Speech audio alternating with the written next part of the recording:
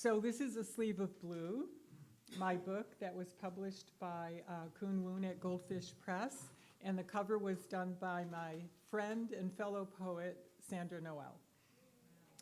So, yes. So I'm going to read from the book. I'm going to read from the book first, and then I've got a couple other poems that are a little newer.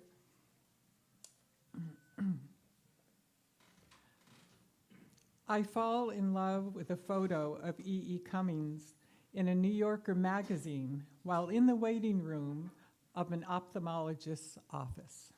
The title's longer than the poem. It's black and white. He's looking intently away from the camera at a parade of lowercase i's. A hyphened world, linear time and rhyme, disappear in a desert of white stallions. My eyes balloon at handsome. I need to nestle in his suprasternal notch. Feel his swallows as they gather on telephone wires, stretched from limb to beautiful limb. And it was a beautiful photograph.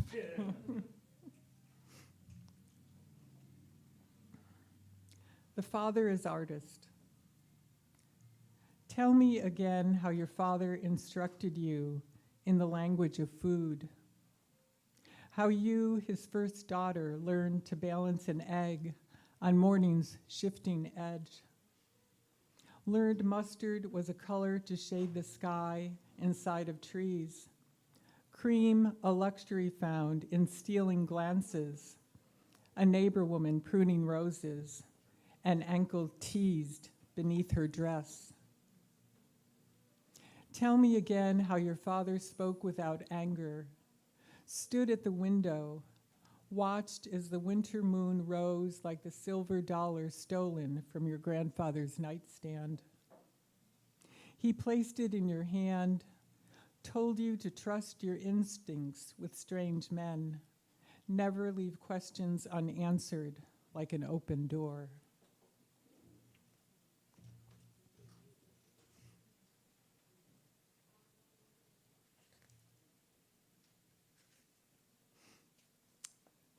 Black-capped chickadees and homemade pasta. As chickadees fling themselves from bare-butted branch, I mound 2 cups of flour on the counter, make nest for 3 eggs. First work the dough with fork, then hands find the right consistency, a tablespoon of added water.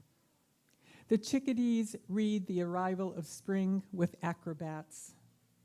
I sense the readiness of dough through fingers as mason bees emerge from white straws. I remember my grandmother at her table, flour up to her elbows. Grandfather grumbling something about boiled potatoes. The years somersault by. Our list of desires grows smaller. A gas-fired stove, a garden of cobbled stone, our arms still reaching for each other.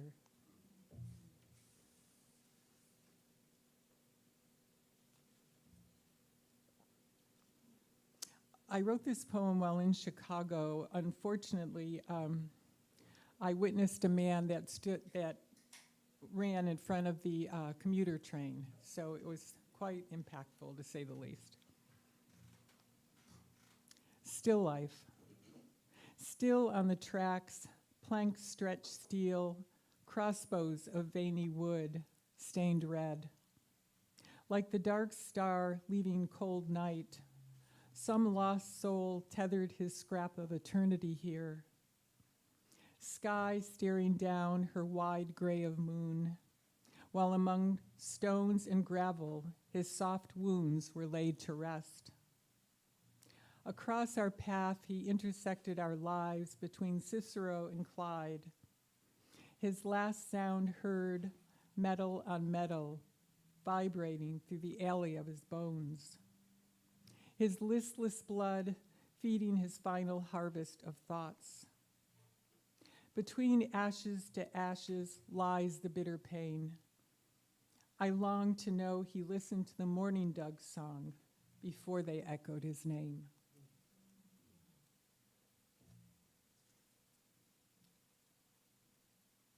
It's a lot easier when you're doing these at home and your hands aren't shaking.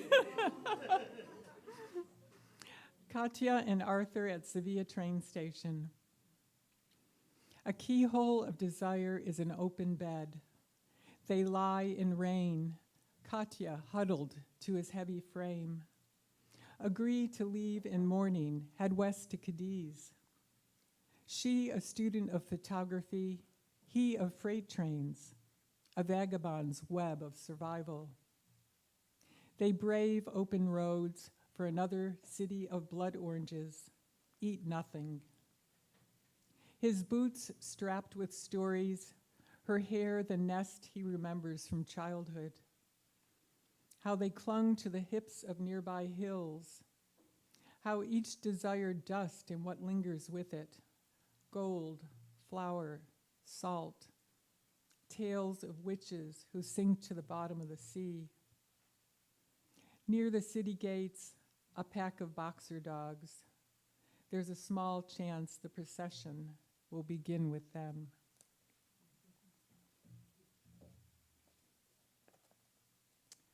So this was written before my stepdad passed, but he loved to sing. My stepfather sings opera while driving. No one knows this but me. Not even his brother, who lives 8 miles from him. I live across the country and hear his high notes and imagine his face turning towards the window, wondering who else is listening. The homeless man on the corner of Clinton and Avery hears him. He waits for my stepfather every evening about 7:16. He knows the red sedan, recognizes the notes dangling from the windshield wipers, listens to pieces of Rigoletto hitting the sidewalk like glass prisms. He's abandoned his dream of one day raising orchids. Instead, each night he gathers up the notes, flings them into the night air, waits for the holy far-flung moon to light the stage for stars practicing Italian.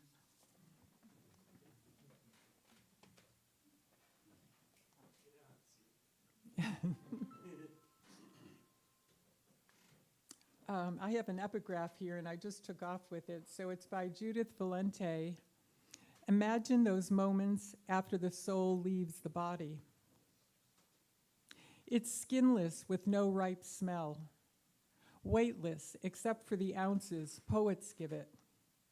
Glimmers in rainfall, admonishes thunder, and replenishes the seas. Wanders aimlessly through playgrounds, looking for new residents. Departs on the spreading wings of a blackbird, singing an aria of night. This poem was written for a dear man that we lost on Vashon. He was loved by all. Poem for Jim. We sit cups in hand, a small porch table between us. We talk of patience, bravery, medications doing their willful work or failing as cells in our bodies multiply. Season after season, the world keeps us here, and one day the tethered knot frays.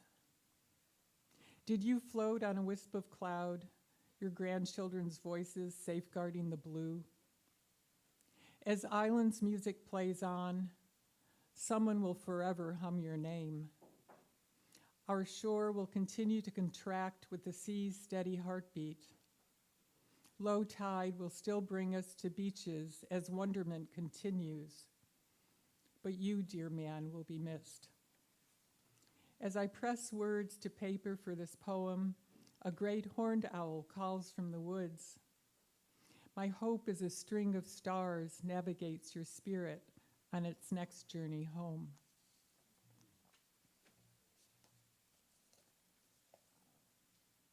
Daughter's visit. She came from the earth of my sweated body. Remembering that day, The early morning sky hung like a starred hospital curtain, dividing the screens of birth. She visits now, but she's left. Potted porch flowers cast longer shadows. Refrigerator door sucks closed. Tremor in my thumb rattles this small slip of paper. I catch my tongue in the throat of tomorrow.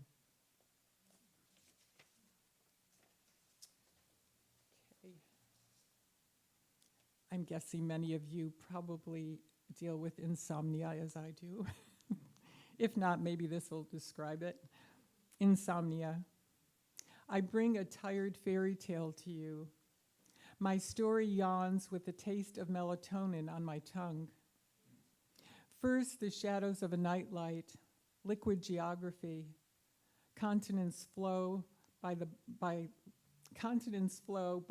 like bird migration. I unhinge the window, night seeps in. A honeycomb of housefly dreams.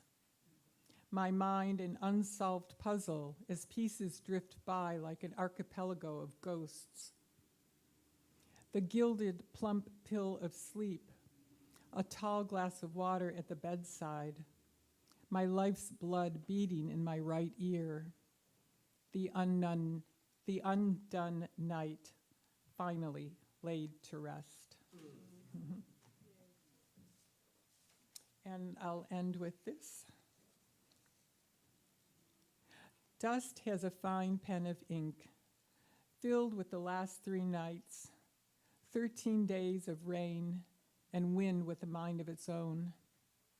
But now I return to the word dusk. Dusk, almost dusty in the nature of alphabet, nursery rhymes, and grandmother's coverlet. Grandmother's coverlet, leaving tops of wardrobes dusty as morning billows above the bed. Above the bed, we speak of light and how mathematically it increased at the exit door of March. Exit door of March, winding through the statuary of gardens not yet planted. Seedlings raising small green wings of true leaves in the one sunspot of your kitchen. Shall we speak of cedars folding rusty foliage and offering it to earth's waiting hands? Or do our constant questions upturn the balance of autumn and spring? Thank you very much. And I live in Arizona, I lived in Washington State for probably like 30 years or something like that. So I've got a combination of my wet Washington work and my dry desert Bisbee work. We'll start with wet. This is a little memory from when I was driving on I-5. It's called Meteorite from Saturn. The objects that strike from above are always the worst. Driving my Toyota Corolla down I-5 in a 9 p.m. Pacific Northwest rainstorm a few miles north of Everett. Raining so hard I can barely see. Traffic like angry bees escaping from a damaged nest. Radio off so I can concentrate.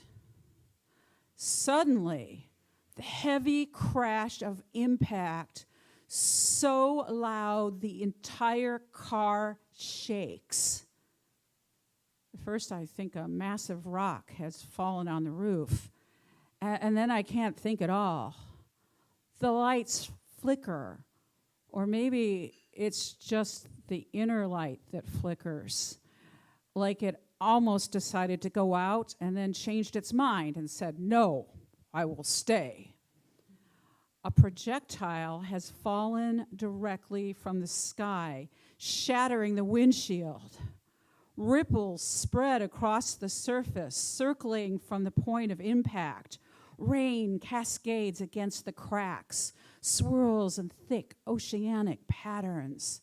The glass remains stubbornly upright as wipers continue their steady rhythm. I can't tell if the surface is cracked or whether it's just rain. The water is viscous soup on the windshield. My wipers are no match.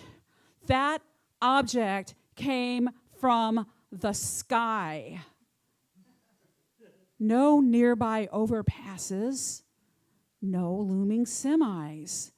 But if I'd followed my instincts and gone to the rest area, I would have avoided the whole incident. Instead, a cosmic bullseye on the driver's side of my car.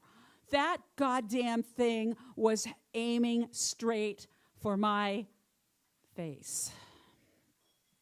I keep driving. The rain stops in downtown Seattle, and water evaporates from the glass. Harsh overhead lights shine on the spider web of cracks. I keep driving. Construction detour in Tacoma. I must go 3 miles out of my way and then turn around and head the opposite direction on the interstate. I keep driving. I pull up in front of my house, emerge from the car, run my fingers over the cracks, note the impact point with its 2 perfect concentric rings. The missile was determined to drill a hole and collapse the windshield, but the glass and I resisted. I was one with the glass. We resisted together, and I escaped with what remains of my life. The windshield is less fortunate and will need to be replaced in the morning. Not as hard as beating cancer, like a friend did 3 years ago, but still a fuck you to death. I never saw it coming. Wonder whether a meteorite or an airplane bolt wanted me gone. This seems a fitting end to an especially difficult winter, except it is only February. A man drives over and replaces the windshield, tells me not to wash the vehicle for at least 2 days. I say, I don't care if the car is ever clean. And I pay him $200 plus tax. That seems like a good deal to me.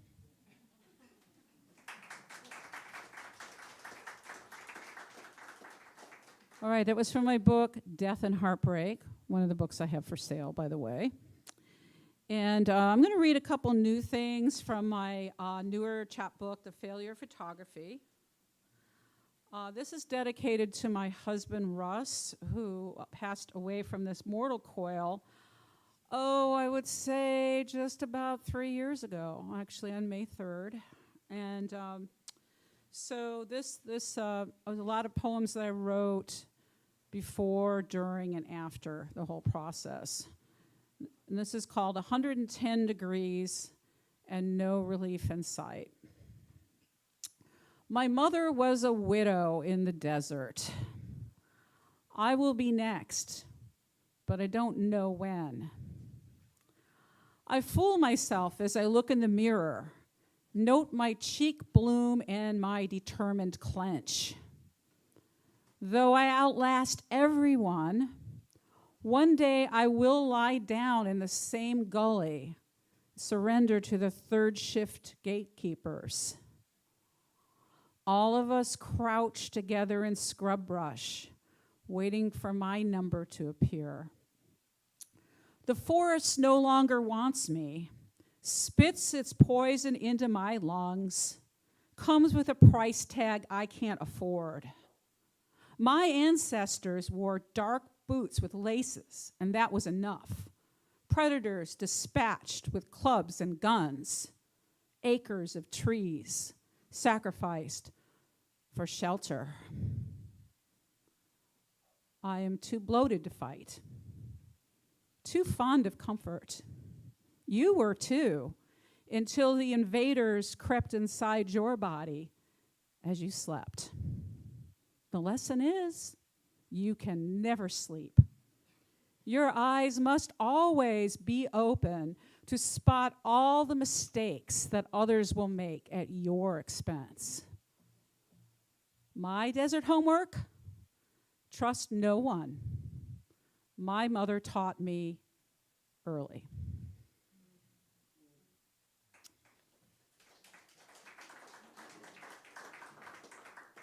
All right, we're going right to Jeff Bezos from here. This was my poem that was published by Rattle in Writers Respond back in 2021 when he was going up in space. So it's called Lost in Space. In space, no one can hear you ask, "Do you have a Prime account at Whole Foods?"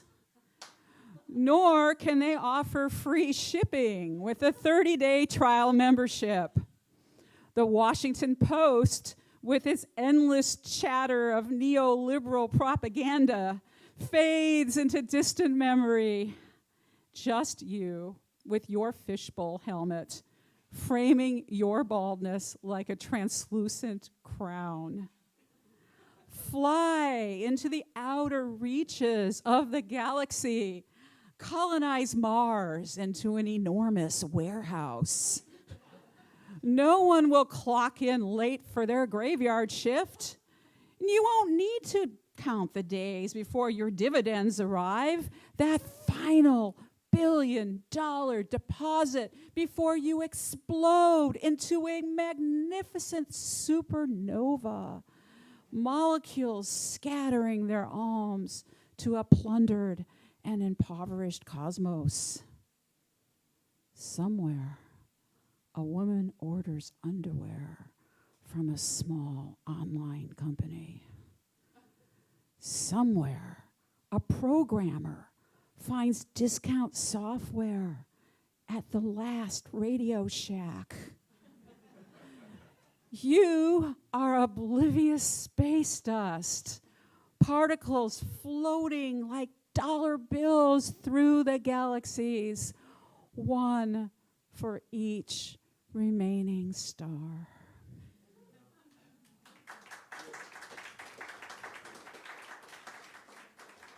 Oh, Jeff. Well, I had never written, actually, I wrote a limerick for Jeff Bezos, but I won't read that yet. But I have like 3 billionaire limericks that I wrote last. I should have brought them with me. But I'm going to actually read from Cocktails at Denny's now, which is yet another one of my chapbooks. So I have 6 of them. And this I wrote I was just talking about this experience to my son Nolan, who's sitting over here, by the way, who came all the way from the UK, which I'm pretty sure is the longest distance people have come to get to West Seattle. And I was just talking about this because my husband was usually so cautious. They called him Safety Russ, and he hated it. And then, one day we did a bunch of medibles, and I just was like, huh? And he was like, this is so great. I'm just, so happy. I'm going to run right in the ocean. So it was such role reversal. So it's called Jupiter and Saturn. November storm watching on the Pacific coast. I saw you fierce for the first time. You, afraid of webs and travel, always giving me the helm during gales. Cheap Westport motel, probably gone now. Anchors and ashtrays in the side yard. Decrepit station wagons filled to overflowing with fishing gear. Ice-cold wind, 70 miles an hour. Both of us bundle against gusts. Winter uprooted trees, ripped limbs from trunks, howling and rowdy. It spat bark like seeds on the road to home. Your face ecstatic. You screamed, "Come on, let's get closer to the water." So different from our usual roles. You ready to hurl terror like confetti to the storm, and me only wanting to return to the safety of our room.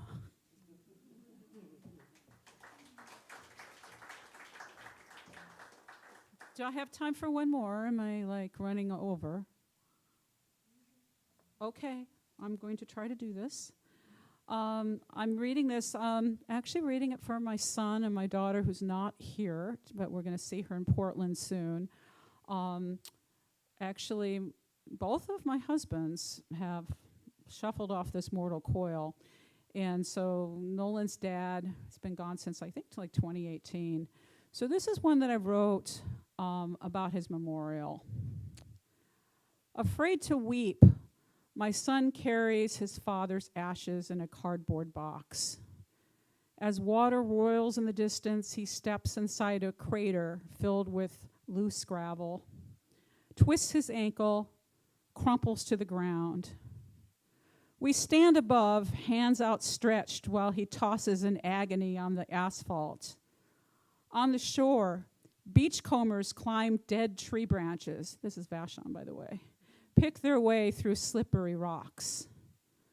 My son's right knee ripped and swollen, a jagged hole in his expensive pant leg. I remember the other times he fell, how I failed to offer comfort, how he refused to cry unless he had an injury, how terrified he was of pain, how he worked to clutch his intestines tight like a box to keep it all inside. The only way he mourns is through his body. He writhes and moans, grief rising into the air like ashes. I'll be okay, he says, lifting the box high, continuing towards the water. A minute later, I hold my jacket open to block the wind. My daughter steps inside the folds, lights a clump of sage with trembling hands. Maybe we'll all meet somewhere, but I'm inclined to doubt it. I've been disappointed before, gone to that ledge and found it empty. In the distance, children leap across rocks, their voices rising with the waves. We each take a fistful of ashes, toss them into the low tide. Tiny crabs search our souls for food. I clutch the dust of a man I quit holding years ago, but finally release, and I return to my car without stumbling. He left with no forwarding address. Dead finger pointing on the envelope. Mail piled on the floor of his tiny, subsidized apartment. Somebody else sleeps in the bedroom where he died. She's happy for the refuge. All we can know is shelter, and someone who remains standing long enough to let us go.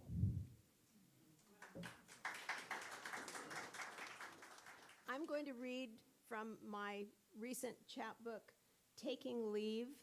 It's kind of memoir and poems about my sister's life. Thank you, Nicole. About my sister and our relationship. She was 12 years older than I am. When she told me that she had inoperable lung cancer last March, I wanted to bring her something in Texas, so I pulled together all the poems I'd ever written about her and put them together in a portfolio. She was ecstatic, and she forced all of her caretakers and her family and her friends to read them. So I thought, well, I've done this much, maybe I'll flesh it out and see if somebody might publish it. And lo and behold, Kelsey Books took it, and my sister knew that it was being published before she died in September, so that was cool. This is Catherine, and that's me. The first poem that I will read is a ghazal, an Arabic form with 2-line verses and some repeated words. Ghazal, Unbuckled Shoes. Her arthritic hip won't bend to reach unbuckled shoes, so she heads to work wearing black unbuckled shoes. Her husband would grasp her foot to slide it inside, but can't breathe, bend down, reach her unbuckled shoes. She leaves him with his oxygen hooked up at home, screen door flapping breezes like her unbuckled shoes. easy on the gas, she drives small town streets where trees' dry limbs reach out to sun like her unbuckled shoes. Texas dawn, Cracker Barrel restaurant. She clocks in, drinks a coffee cup breakfast in unbuckled shoes. The custodian props his broom beside her chair, stops rounds each day to buckle both unbuckled shoes. They smile as stroller babies throw sandals across the restaurant floor and parents chase unbuckled shoes. At 70, she likes spending her store discount, part-time cashier standing in her now buckled shoes. This well-enough day at its end, she arrives home with tired feet, now dreaming of unbuckled shoes. And this next one, attic noise. After I called to wish you happy birthday, the roof rats threatened to sneak out of my attic. You told me in your birthday rambling that our own father ate a mouse when you were 5. He held a dead mouse, his hand rose, his mouth opened, and you ran, still believing to this day because you believed then. Days later now, my husband carved a hole in the wall, trapped 2 rats that had traipsed tree to tree across neighborhoods, and found a weak spot in our roofline. He was on his way to drop the bag of rigid rodents in the trash when I called you in Arizona. Any scratching behind the bedroom heat vent has terminated, but you cautioned me that baby rats grow rapidly. Of this, you are certain.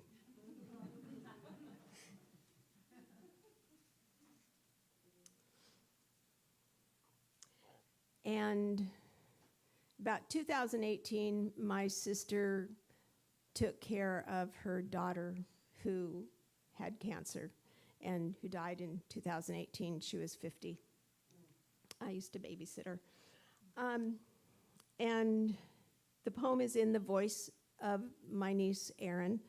And I mentioned the Flying Wallendas. That's the family of aerial trapeze artists and of 20th century fame.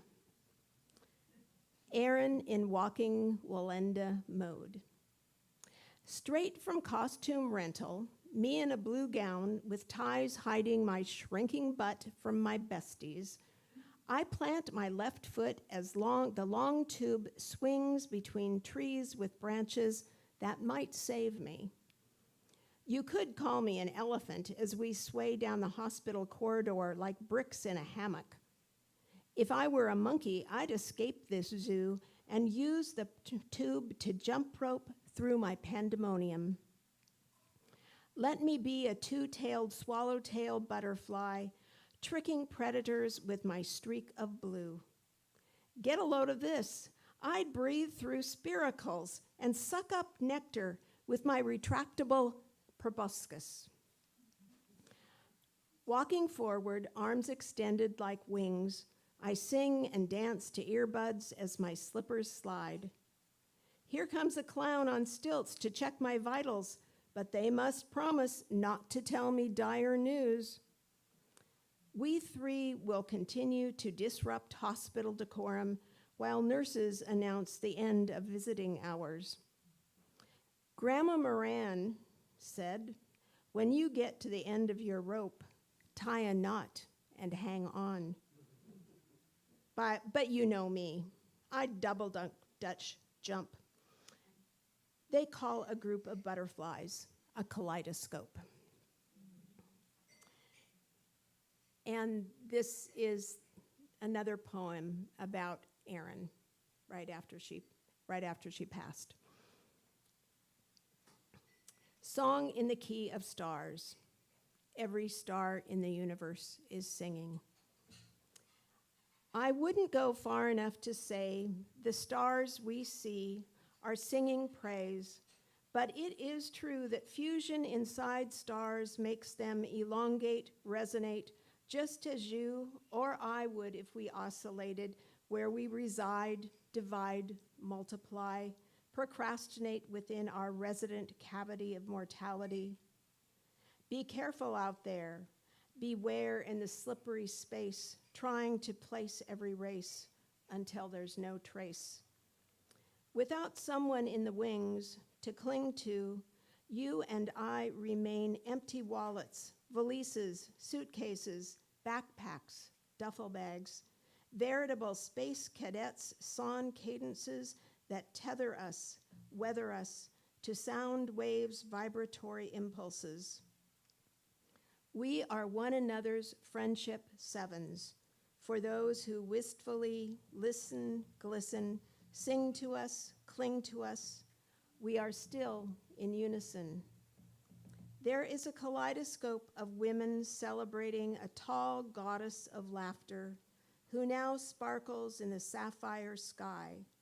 Everyone saying, my, oh my, to her fast pitch, no which, she was one hell of a bitch.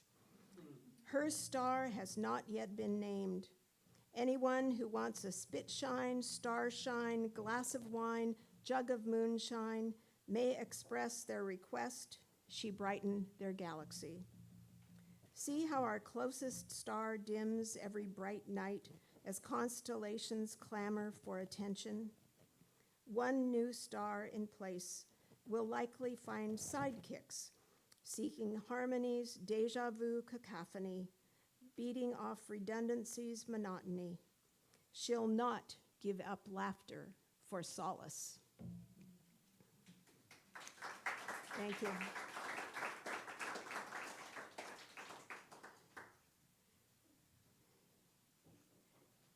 And this one is She Dreams of Old Faithful. And these are poems about Catherine. The silver ring on her finger shines in morning sun. A robin's song chimes from a nearby bush.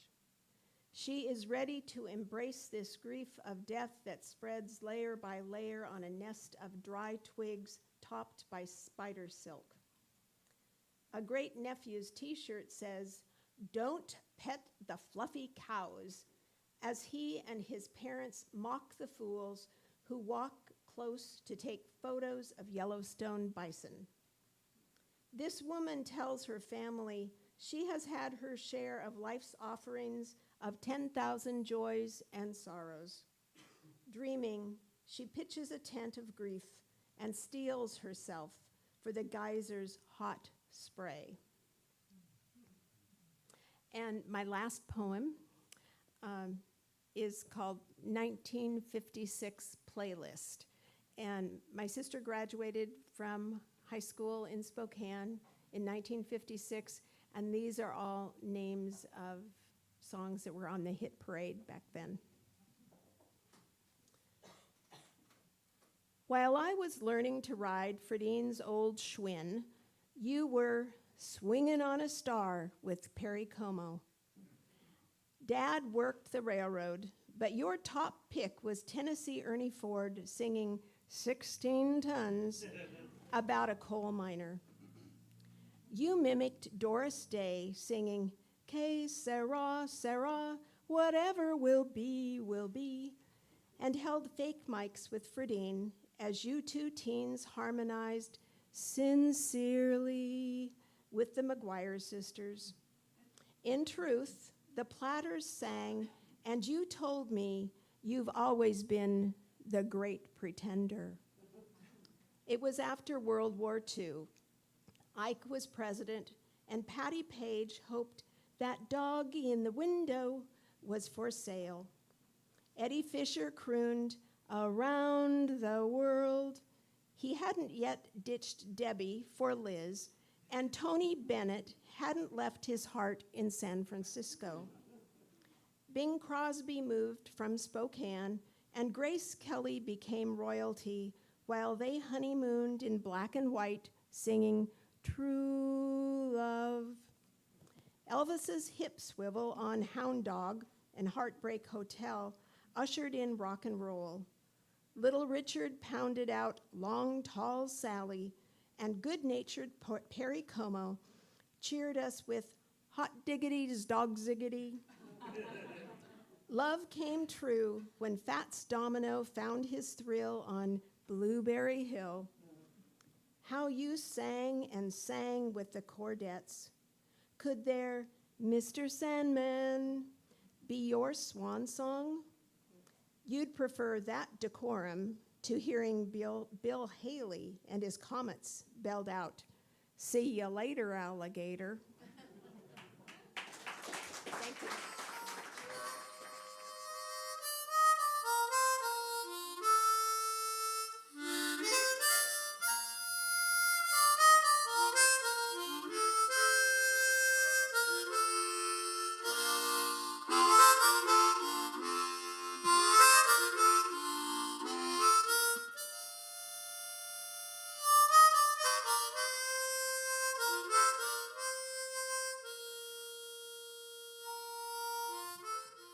I do haiku.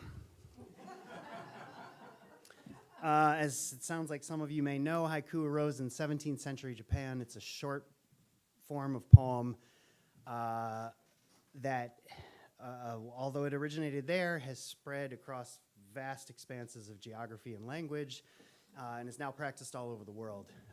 People who care about this kind of stuff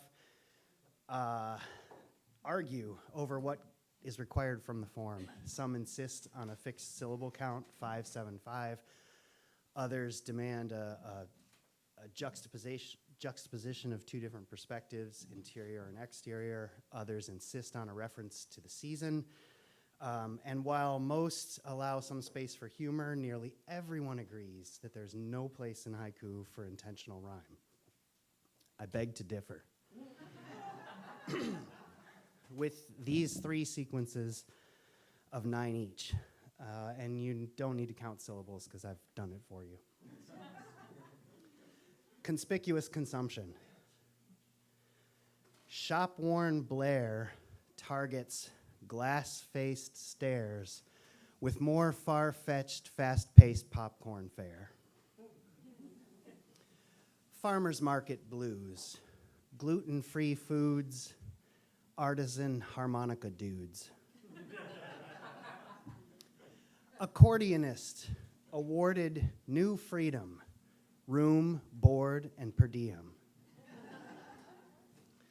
Wiry retirees, mildly perspiring, lunch meal congeals entirely. Trade marked the Great Plain, flattened it with patented waves of grain, blades stark. Man with fewer teeth than the average blowjob ravages corncob.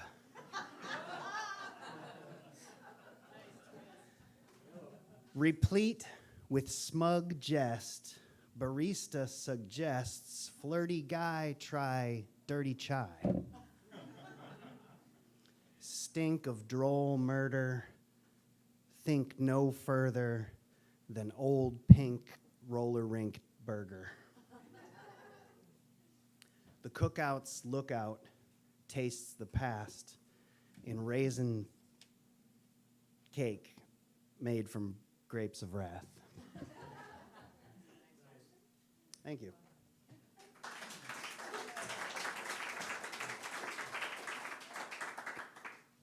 Mood ring. Smitten, tempest-tossed, exhausted, frost-bitten, twice-crossed, and ghost-written. Begotten, softened, sodden, downtrodden, rotten, and then forgotten. Dismissed, simplified, thin-skinned, misty-eyed, listless, pissed, and mystified. Berated, baited, buried in bile, irate, tired, and irritated. Massively restive, sad, stressed, and adamantly passive-aggressive. Irked, seething, surly, purely peeved, perturbed and piqued, berserk with fury. Stunned, shocked, defeated, still ill-treated and whatnot, but not depleted. Naughty, committed, prophetic, admittedly autopoietic. Unafraid to die, understated, dignified, and signifying. Thank you. And finally, this is white collar rhymes. Fleeting thoughts as deep as weak greeting leading off weekly team meeting.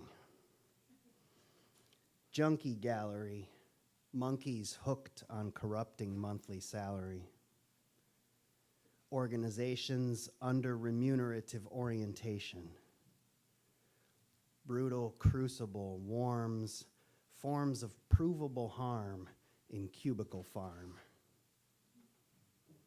Unusually pleasurable and high stakes casual Fridays. Pandering middle management brandishes bland little sandwiches. Symptoms of toxic systems, prognostic profits in noxious stock tips. Such a drag that this luncheon lacks a touch of class and a clutch of swag. Severance check due. X's next few FU's and exit interview. Thank you. I am speaking tonight for Jennifer Carrasco. This is my friend, Dave Fitton, contractor of Guadalupe School and Church, Jersey guy with a literature major, and a possessor of a fine baritone voice. In fact, I may even be persuaded to attend Mass at Guadalupe just for the opportunity to hear him sing. God works in mysterious ways. My two poems tonight are about true events of my childhood. Only names are changed. I was raised in the Palouse region in the small town of Pomeroy, Garfield County, 30 miles from Lewiston, Idaho. 75% of my school friends lived and worked on their family wheat farms. Seed wheat. Kate and I bent in green wheat, uprooting stray ryegrass, the stepchilds in seed stock. We were roguing the wheat, our job at the start of summer. Her giggle tapped the tops of grain like skipped pebbles as we bobbled down the hill, joking, singing, throwing clods. Then we grew quiet. The wind rippled down the hills and pushed the waves of wheatgrass in a surf of soft, hissing green. 2 summers later, all the world's rain rolled off the green hills. Thunder rattled our windows and flashed in the mirrors. My sister curled into a trance. My grandmother lit holy candles. Kate said her valley was still until her dad heard the mud and rock roaring. They barely escaped. The cloudburst ground out their farmhouses and part of their family. Kate's Uncle John dangled dead from a tree. Erosion and wind rasped these hills down. My dad pointed to the hilltops, red alkali earth glistening like burns on the land's wrinkled skin. Our Irish setter ranged over the stubble in autumn. I didn't shoot, just cradled the birds in my pack. In the basement that evening, Dad gutted the quail. Hot smell of innards, his knife all bloody and stuck with feathers.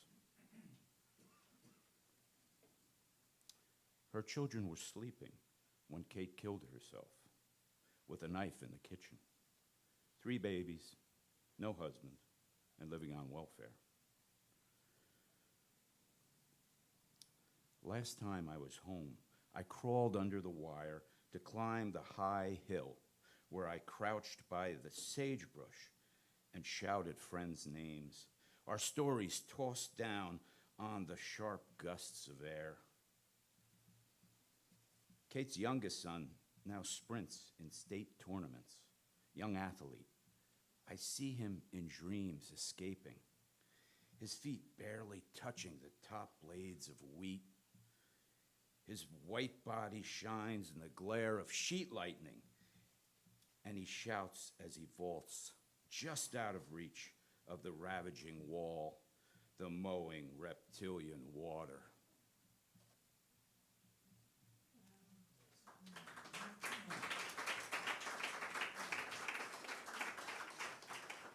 Thank you. This second poem is a more personal experience. My mother tried to make a proper female out of me, but failed.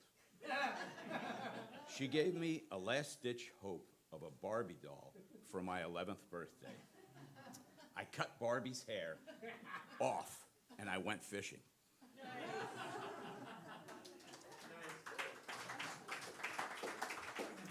This is called Among Cattails. Wild little girl, shirtless in blue shorts, dangles her brown legs off the side of a dock, gutting the trout, tossing innards into the water. Silvery body slipped into a bracken-lined basket. Rising to turn, she pads barefoot along the lake edges, her eyes sun-dazzled as she passes the cattails, the nesting birds singing. The girl halts. A swallowtail flock sipping water from mud banks. Carefully, carefully she lifts them up, delicate, delicate yellow and black wings. Arranging them on her brown torso, they sip and they stay, drinking the salt on her chest. Light scratching of butterflies' feet, they smell of flowers. Wah, wah, she sings to them, wah, wah, wah, as they move tenderly, fragrant, fastidious tongues tasting her skin. She carries the ocean in the sweat of her body.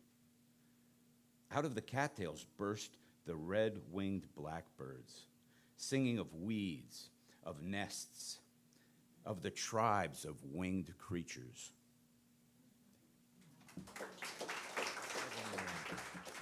It's nice to be here, and I have, first of all, a trilogy of poems for Mother's Day coming up this week, so happy Hallmark Day to all the moms. This is 3 poems from an unpublished collection of poems called Some of the Women I Know. Mother, mother, great and grand, with arms and heart wide open, unselfish and forgiving, living a legacy of tenderness and love. You carry forward part of your mother's soul on the wings of wonder at the speed of time, painted brightly with all the colors of kindness. You are captured in life's powerful embrace, always giving of yourself to your daughter and her children, what was passed on to you on the threads of life and love. Celebrate all that you are, all that you become, and all that you continue to be as the pages gently turn and the seasons tumble forward with goodness and grace, warmth and wonder. Mother, mother, great and grand, on Mother's Day and every wonderful day evermore.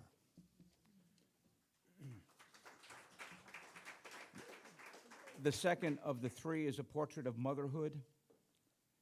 As the years turn slowly into memories, I watch in awe as you navigate and traverse the many roads of life, always keeping children first, always mothering with fortitude, tenacity, delicious patience, and inexhaustible love. Always teaching, always learning, always loving in this crazy, crazy world the true essence of being a mother.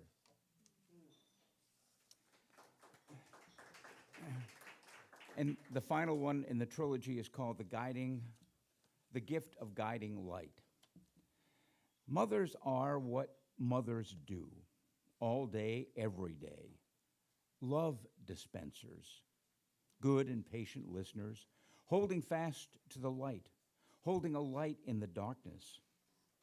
Sacrifice and patience tip the scales of weights and balance on the ever-expanding circle of life. Once upon a time, twice upon a lifetime. Mother's Day, besides being a hallmark holiday, is but a reminder that every day is Mother's Day, with lessons learned, lessons failed, and in the failing, more lessons learned, shaped and sculpted with truth, integrity, courage, and love. There are many kinds of mothers, but only one kind of love, following along the generational path, wholehearted, indivisible, painted with patience, lots and lots of patience, and eventually earning the title of one day becoming called grand, as roots run deep in the garden of time. Mothers are travelers through sunshine and rain, tending flowers from seeds, separating life from loss, patching skinned knees and wounded hearts with synergy and serenity, painted with the colors of gratitude, creating a mansion of memories from Mother's Day to every other day, with love being the spoken language. No one really understands a mother except for another mother, but everyone can stand and salute and celebrate with loving pride all that is the magic of motherhood, the unmatched gift of guiding light.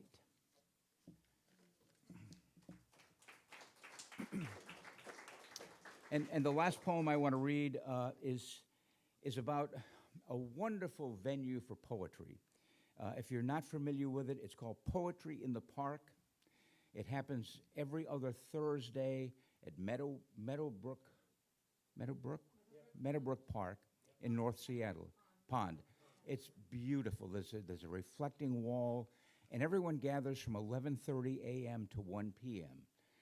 And it's a great community. If you're interested, you can find out more about it at the Western Washington Poets Network. This is called Poetry in the Park. I wrote this last week right after the poetry meeting, and I wrote it in my car, actually. The subtle sense of springtime breathe gently beneath the powder blue sky as we drift in a sea of words and emotional expressions deep in the heart of a simple city park. I watch in awe as Nicole slowly unzips and stands naked with her truths on full display. And Benjamin shares imaginary photos that only he could see of a special sunrise in Barcelona, sharing the wonder. And Julie speaks of cicada stew and shopping carts that seem to sing, while Raoul's typewriter pounds away and David's family tree unabashedly inbreeds, as Mateo, a young poet laureate, meanders through the open mind, exposing himself to acceptance. And the other poets are lovingly gathered, reading and bleeding in three-quarter time, bleeding words of warmth and wonder, plus a song and a dance, and soft melodic music from a visiting guitar serenading the early afternoon. Poetry in the park, with the laughter in the distance, footsteps on the path, traffic in the distance, crows dancing in the springtime sky, a heron nestled near the pond, all mixed together in a tapestry of sunshine and wonder. Thank you. Okay, this is a poem about when you wake up in the morning and you hear the news and it almost sets the tone for the day and you feel like your whole day is wrecked. So, Among the Pines. The morning news is resin on our hands, a hard scrub won't do. So we make our big decision for the day. We'll hike to the rocks of Sharon, up Iller Creek Ridge. The sinews of bare branches calcify in frost light. You ahead, the subtle thumping of your boots on frozen ground. And I still can't slough off the refugees, boat upended, their bodies wave-strewn, their lungs water. What they see last is blue. We reach the monoliths that for millennia remain the same, their massive weight against the sky, surviving all. I point you north to gaze the rocky hills pocked with ponds. Nothing hems us in up here. We pull apple slices from our packs and notice the sweat nagging at our shirts. I remember we're going to dinner tonight with friends. What wine should I bring? For now, we sit among the pines. Thank you. I have two poems. The first one is called Telleth Slant. Slather on the peanut butter, be generous with the knife.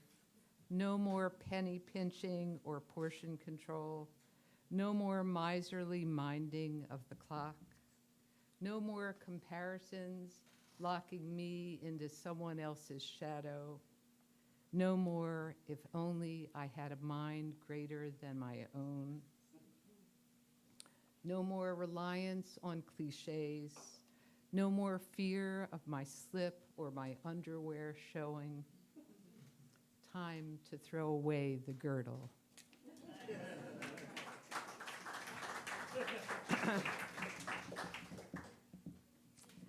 The last poem is Musings. Where do poems come from? Are they cousins of the tooth fairy, hanging out words like laundry, fluttering just beyond our horizon? Do I write to survive each day's hammers, or because writing is bread and water? Essential, I know that. But what about those days when words won't come, the mailbox empty? Those too are food, murmurations, shaping and reshaping the air as if they sense something, which I am hell-bent to decipher.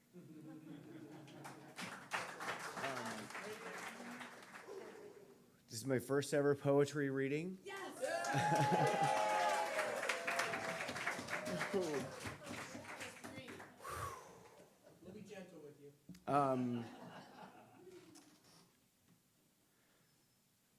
I don't write my poems, my emotions do. So I'm gonna read you two poems that my emotions wrote. I didn't used to cry like this.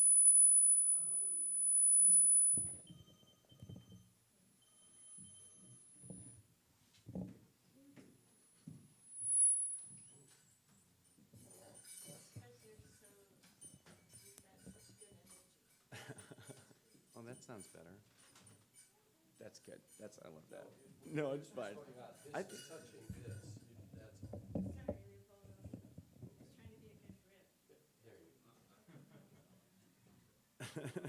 I'm gonna start over. I didn't used to cry like this. Lips pursed and contorted, like a twisted wet cloth being wrung for all that's inside. Moisture gathers in tiny puddles, stuck to the ledges, held only by surface tension, not allowed to come out from inner tension. Then I remember it's okay to cry. A sob breaks through learned behavior like lava breaks through the earth's crust. That which cannot be rationalized must be expressed. Tears fall down heavy, wet, sad. Lips trembling now, followed by the silent exhale of depravity. There's too much pain. More sobs, more tears. I didn't used to cry like this. My tears were composed, elegant. Those tears were always for others. Tears for the sick, the oppressed, the poor, the needy. I was allowed to cry those tears, but not tears for me. I hadn't felt it yet. I didn't know pain, just repression. So these tears, ugly, tired, sad tears, these tears are mine. I didn't used to cry like this, but that which cannot be rationalized must be expressed.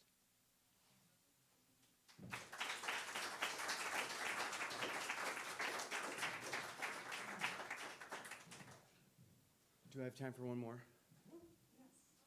Okay. I suppose this is a poem about depression. It's called Wind for an Ember. Surrounded by darkness now, save for my own light, the only light that's left, weak, fragile, alone, the darkness devouring heat, cold, alone, life escaping, confused, I am defeated. The weight of the darkness presses in, breaking my brittle frame. The cold moves through clothes like arrows from bows. It does not know me, but seeps through me, uncouth and rude, ignoring boundaries of skin, piercing everything it touches all of me, reaching past muscles, invading bones with its invisible needles like stinging nettles. The night settles in, but the light of morning never comes, so morning sets in. Days, weeks, the light does not return, the sun does not come up. Months, will the sun come? Will this skin feel warmth again? Years alone, years in the darkness, years of the cold, yet somehow all this time, somewhere in the deep, somewhere inside a place colder than the darkness, there is an ember. In the only place that it could survive all this time, in the hands of my sadness. She carried my light, keeping it safe. Holding it now, she whispered a quiet and gentle command. Blow. So I blew, and I cried. And sadness blew, and I cried. Then my anger blew, and I screamed. Then loss blew, and never stopped blowing. Already on the ground, I collapsed further, but the ember burned brighter. All my parts now lining up to bring back the light. Sadness, pain, grief, loneliness, compassion, confusion. Empathy cried as she blew, for she knew it would hurt. Self-worth, so small and malnourished from decades of neglect, did her best. Then, as if each knew exactly what to do, they began to lay the ideas of the past, ideas that no longer serve us, over the ember. Sadness, sweet, sweet sadness, never stopped blowing, and sadness kept the ember alive.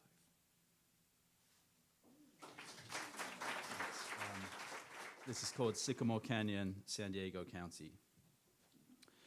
These trails take me away from sheltered groves and childhood meadows onto the mountainsides, in the tracks of the coyotes, beside the hooded oriole and the chickadee that flit between the scrub and hide from the hawks. My feet fall into a rhythm as in keeping with the world as the distant tides. It's in these places that I seek the divine, a canyon church formed from the dirt, where the pews are made of the drying sycamore, with twisted trunks and roots breaking through the sand, their branches bowing towards streams long dried up in the lingering hope that one day they will flow again. From this church I rise, alone along a gentle climb that feels like it will last forever, and my soul surges up and out and in, drawing the world I love into all the holes within me. The coyotes are far behind me now, though the hawks still circle overhead. And sometimes it feels there is such beauty in the world that even standing still, I can't bring myself to breathe. This is called...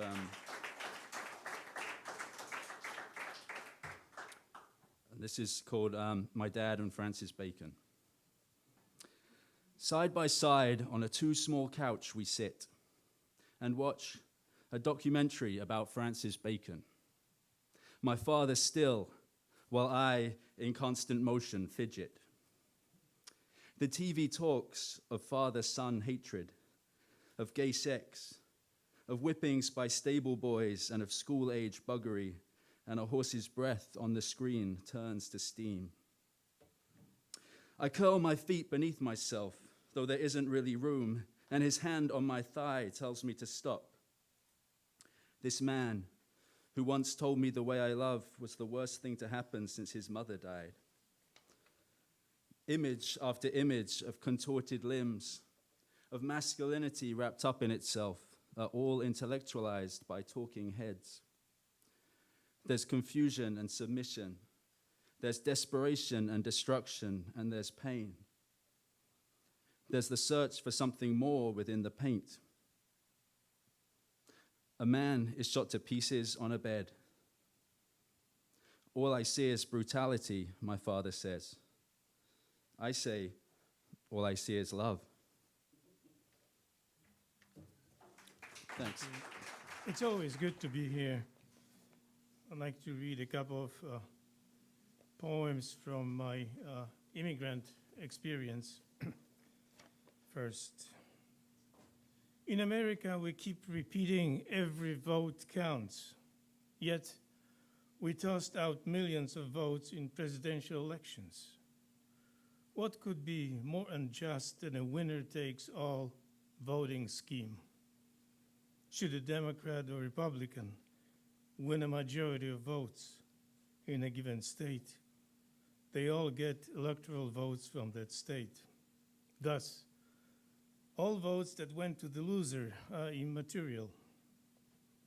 When I ask my American friends about this injustice, they get defensive.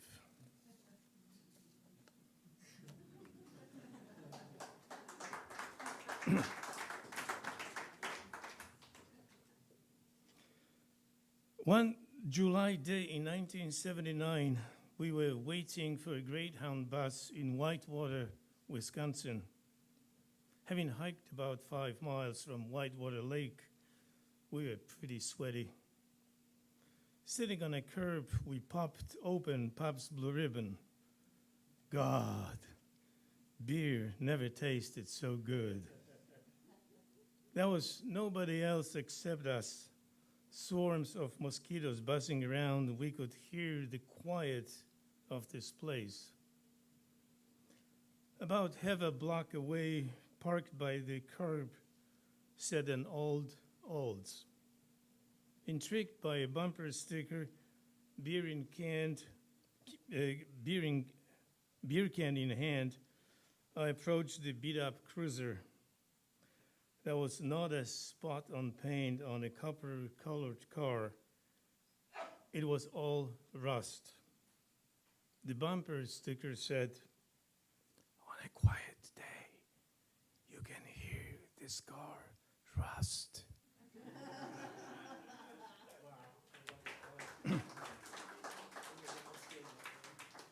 And I'd like to end with one of my children poems. That's my latest adventure in poetry. A green wildebeest was examined by a psychologist. Knocking on wood, he said, "You don't look too good. Too much grass in your diet makes you tired and emotionally uninspired. Take this red pill twice a day and switch from grass to hay." Okay, 2 poems. The first one is called The Hush Money Lullaby. I got your attention now, don't I? Hush, little Stormy, don't you cry. Papa's gonna buy you an alibi. And if that alibi won't float, Papa's gonna buy you a fishing boat. And on that fishing boat, you'll find a sleazy-ass mole who loves to lie. A third world spy in all his glory, he's going to poke holes all through your story. The spy will surely slander your name, because to Papa, it's just one big game. If that spy is Huck Finn or Tom Sawyer, Papa's going to buy you a brand new lawyer. And if that lawyer says he won't sing, Papa's going to promise him a lot of things. The National Enquirer has plenty to say, like Ted Cruz's daddy shot JFK. But if Mike Cohen's immunity still applies, he might hear Papa's last alibi because Michael Cohen failed Daddy's wishes, and tonight that lawyer is counseling the fishes. And this is a new poem that I've never performed before, and I dedicate this to my oldest son, Nathan, who turned 18 today. So this is for you, my son. It's called An Easy Mistake to Make. In 2022, this classified ad circulated widely on Twitter. 1-bedroom apartment, all utilities included, no poets, no smoking. Available July 1st, 802-747-9094. Now, it would be an easy mistake to make, of course, to assume the word poets in this context was just an innocent typographical error for pets, right? But just for a moment, let's consider that maybe, just maybe, this isn't a typo at all. Maybe apartment management really does mean poets instead of pets. Perhaps they are totally cool with a cobra, a bobcat, even a muskrat or two, and perhaps animal urine stains on the carpet aren't the problem at all. No, it's the poets. Management has to fend off the poets, all the poets, at all costs.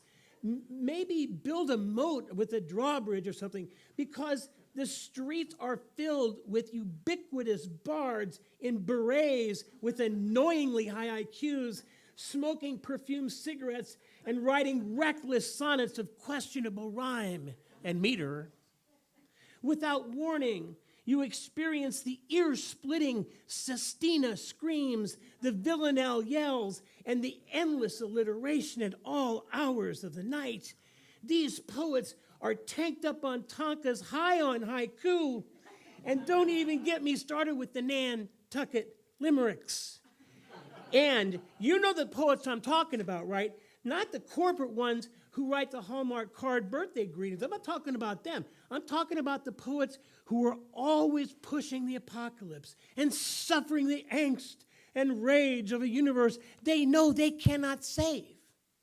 The tortured soul of a poet is like the doctor who reassures the terminally ill that this condition is nothing an expensive operation won't prolong. For all we know, the apartment manager could really be saying, hey, bring all the damn poets, all the damn pets you want, chimps, chinchillas, an alligator or two, but please save us from the poets. No background check or cleaning deposit would suffice. God save us from the poets' pretentious fixed form, nonsensical free verse, and most notably, their never-ending struggle to find what can never be found, like the nexus between the fear of failure and the fear of success. Yes, this apartment is available for rent on July 1st, utilities included, and you can bring a parrot, a parakeet, the entire ark with everything from aardvarks to zebras for all I care. But please, dear God, for the love of all that is holy and pure, I beseech you, please, no more goddamn poets. I've got two poems. This first one is entitled Shadows of an Entanglement. Unseasonable chill finds ice in the river. Fog hangs around like a drunk on the streets. If it were only miles that separated us, you might understand what moves you to lie in tall grass, search the sky for me.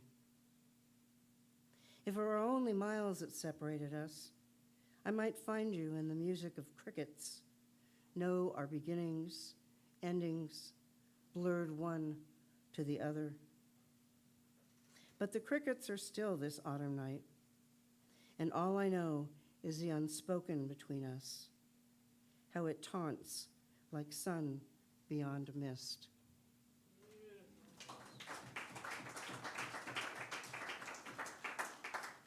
Thank you. Coda. Cruel memories, stubborn resolve, rises and falls like incantations. You ride the pitch and tone through nameless days. I could tell you the course of a river can't be changed, but you've seen his face in its quiet reflection, felt the pool of shifting streams. Some days you are the strength of those currents. Others lost in their fickle eddy, knots in your hair too long uncombed. It matters not if it's water or song, this swell of chance, unlikely visitations. Only that it brooks your sorrow, those last days when even your love could not save him. You tell me you've been where the river once flowed, banks alive now with black-eyed Susans. How it's their spring, not yours. How their hollow eyes hold your gaze. Innocence long buried in unmarked graves, you ride the rapids of an uncertain future. As for love, there is less of it now, but more need. Even the poets have lost their way. Thank you. Tell me where the fire reveals the next spring's meadow, invites hummingbirds.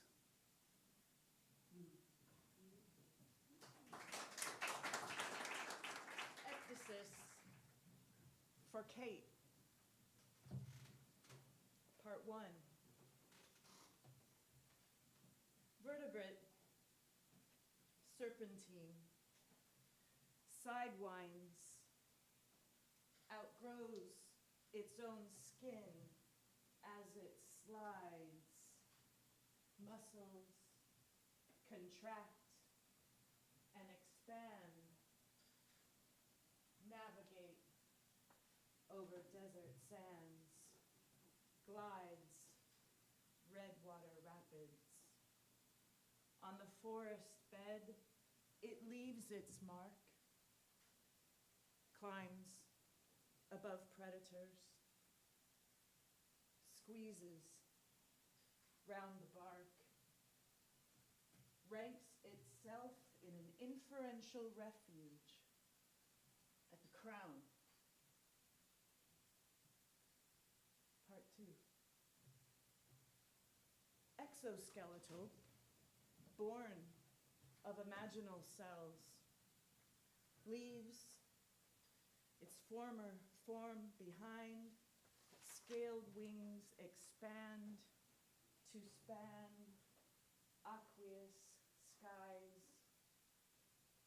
alights lightly on pinkish dogwood height, senses fragrant nuances to its feet. Part 3. Each shakes off a part of itself to be more of itself. Parse their surroundings in confidence stride, though not confidants aligned. Leaders in their leagues, each loyally kindred to their nature. 4. Far out on a limb they pass in the night by stippled moonlight, one in its bed, tail coiled, one wings up in its flutter. They rest until dew wets their eyes open anew.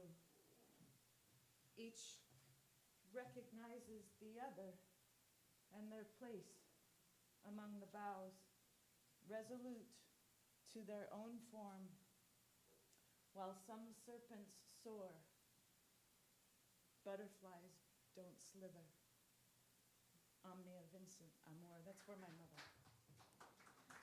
First of all, I would like to say it is such a coincidence that actually my preschool poem teacher, Pam, is here. So hi.